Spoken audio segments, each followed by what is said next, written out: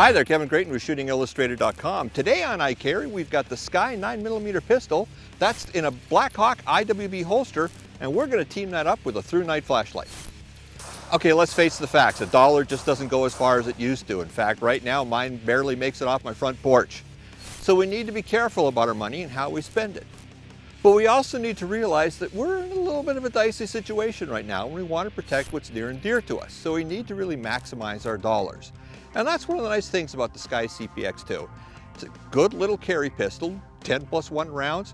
You can pocket carry this thing actually. And it does the job. Yes, you could say, well, this, that, and the other thing. Here's been my experience. I've owned one of these for 15 years. This is what it all comes down to. It's your magazine.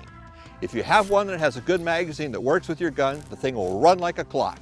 If the magazine doesn't work with the gun, send it back to SCCY. They'll send you a new one. Honestly, their customer service is absolutely terrific. It's one of the best parts about the company. And the best part about it actually is they make decent little guns at a great price. The SCCY CPX-2 is a hammer-fired, polymer-framed, double-action only, 9mm pistol. It holds 10+1 rounds of ammunition.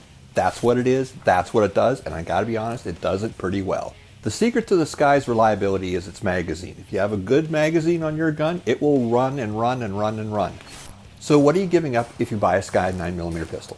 Well, you're giving up adjustable back straps and other customization features. It has one frame size and that's it.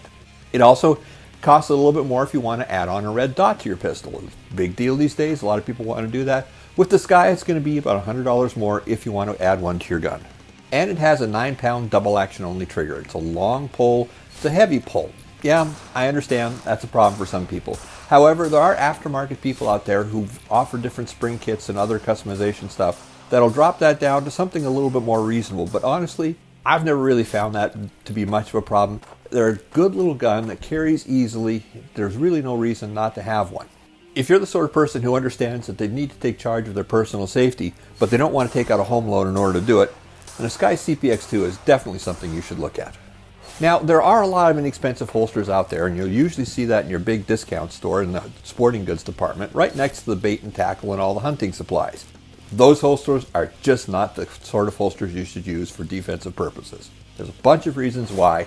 First and foremost is they're all made out of some soft nylon that will collapse the minute you take your gun out of it, which means you're going to have to hold them open as you try and reholster your gun. That's an unsafe situation. The Blade Tech Klipt holster is made out of a good quality plastic that stays open once your gun is drawn. That's a big deal because it means you won't have to wrestle with your holster when you're reholstering, putting your fingers in the way of your muzzle and causing a very unsafe situation. Blade Tech is a great name in holsters. I've owned a bunch of them. And this is the sort of holster if somebody showed up in one of my classes, I wouldn't really laugh at them too much for having something that's unsafe or inadequate. This holster will do the job. Over the years, there's been a number of things change with what I carry with me every day.